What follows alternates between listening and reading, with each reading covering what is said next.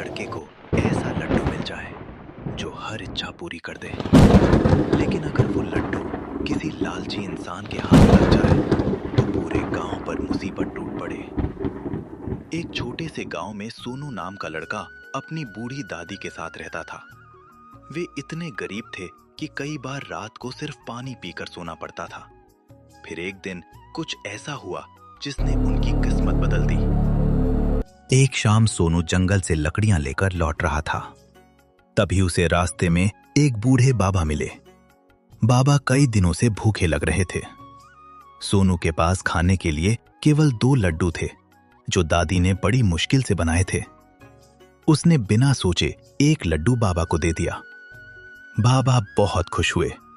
उन्होंने अपनी झोली से एक सुनहरा चमकता हुआ लड्डू निकाला। बेटा, ये चमत्कारी लड्डू है।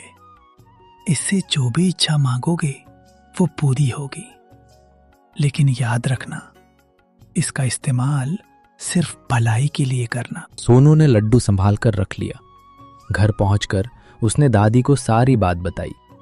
पहले तो दादी को विश्वास नहीं हुआ, लेकिन जब सोनू ने दादी की दवाई मांगी और दवाई उसके सामने प्रकट हो गई तो दोनों हैरान रह गए।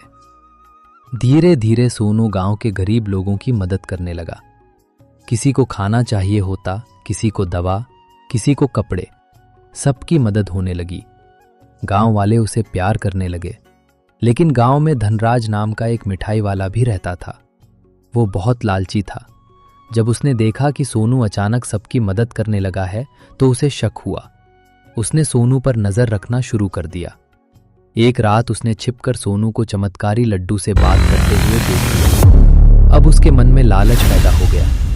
धनराज ने लड्डू चुराने की योजना बनाई। एक रात जब सोनू और दादी सो रहे थे, वो चुपके से घर में घुसा और लड्डू चुरा लिया। सुबह उठते ही सोनू घबरा गया। लड्डू गायब था। उधर धनराज खुशी से अपने घर पहुंचा। उसने कहा, मुझे सोने से भरा कमरा चाहिए। अचानक कमरा सोने से भर गया। धनराज खुशी से नाचने लगा। लेकिन कुछ ही देर बाद सारा सोना मिट्टी में बदल गया। वो हैरान रह गया। फिर उसने कहा, इस बार हजारों चमकदार हीरे प्रकट हुए। लेकिन जब उसने उन्हें उठाया तो वे कांच के टुकड़े निकले। उसका गुस्सा बढ़ता गया। इधर गांव में नई मुसीबत आ गई। लगातार बारिश होने लगी। नदी का पानी बढ़ गया। कई घर डूबने लगे। गांव वालों को मदद की जरूरत थी, लेकिन चमत्कारी लड्डू तो गायब था। सोनू गांव वालों को बचाने की कोशिश करता रही, लेकिन उसके पास पर्याप्त साधन नहीं थे। उसे पहली बार लगा कि शायद वो गांव को नहीं बचा पाएगा। उधर धनराज बार बार नई इच्छाएं मांगता रहा। हर बार उसे कुछ मिलता, लेकिन थोड़ी देर बाद वो बेकार चीज में बदल जाता। अब उसे समझ नहीं आ रहा था कि आखिर ऐसा क्यों हो रहा है।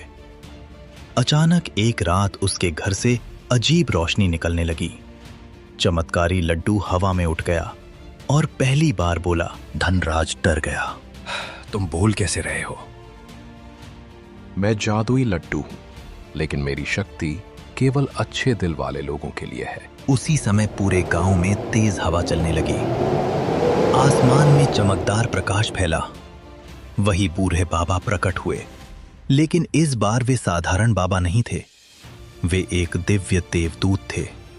उन्होंने धनराज से कहा, मैंने सोनू की परीक्षा ली थी। वह गरीब था, फिर भी उसने अपनी आखिरी मिठाई किसी भूखे को दे दी, इसलिए वो इस शक्ति का हकदार बना। फिर बाबा ने हाथ उठाया। चमत्कारी लड्डू उड़ता हुआ सीधे सोनू के हाथ में पहुंच गया। सोनू ने तुरंत गांव वालों को बचाने की इच्छा मांगी। कुछ ही क्षणों में नावें, भोजन और दवाइयां गांव में पहुंच गईं। लोग सुरक्षित स्थानों पर पहुंच गए। पूरा गांव बच गया। धनराज को अपनी गलती का एहसास हो गया। वो सोनू के पास आया और रोते हुए बोला, मुझे माफ कर दो।